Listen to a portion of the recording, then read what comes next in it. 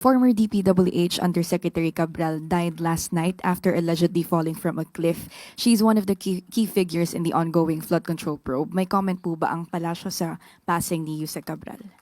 Nakikiramay po tayo sa pamilya na naiwan po ni former Yusek Catalina Cabral.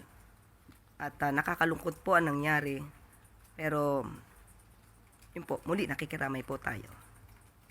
Good morning, Yusek. Following the death of former Undersecretary Cabral, what is the palace's directive on the investigations or inquiries surrounding yung mga kaso or allegations sa kanya?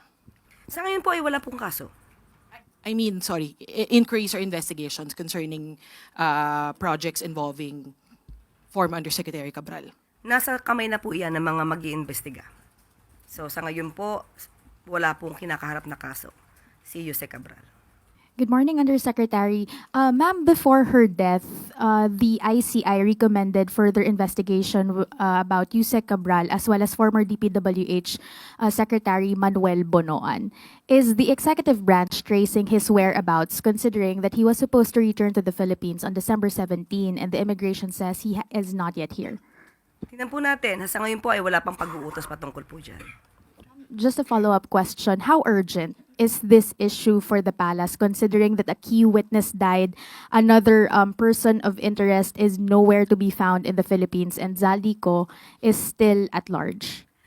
Okay, ginagalang po natin muna, pansamantala, ang pribadong buhay at ang pamilya po ni Yusek Cabral. Sa ngayon, wala pong pinag-uutos ang Pangulo at muli, walang kaso. At kung meron man pag-iimbis ng gagawin, bahala na po. Nasa kamay na po ito ng mga investigating bodies. As for Mr. Bonoan and Mr. Zaldico? Mr. Zaldico, meron pong red notice tayo nire-request for Zaldico. Kay Mr. Bonoan, tingnan po natin, supposed to be December 17. Siya naman po ay pribadong tao. Tingnan po natin kung merong kaso maisasampa sa kanya. So, doon na naman po siya siguro papatawag. Yusek, quick follow-up lang po dun sa kay Yusek Cabral. Ang Pangulo po ba walang direktiba para sa swift investigation dun sa kanyang pagkamatay po? Para malaman lang din yung ano bang nangyari. Meron po ba direktiba ang Pangulo sa PNP, sa NBI, CIDG? Hindi na po kailangan iutos to. Mandato po ito ng PNP, ng SOCO. Malaman ko ano po ang nangyari. Okay. Sabi po ng Pangulo, walang makakaiwas sa batas. At ito nga po, merong warrant of arrest ng inilabas. Ano po, laban dun sa mga sangkot sa 96.5 million na ghost flood control projects anomalies po sa Davao Occidental.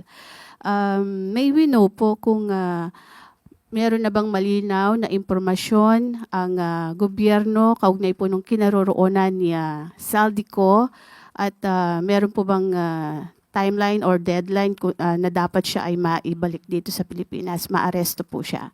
Unang-una po sinabi na rin po ng DILG na meron na pong request for the red notice.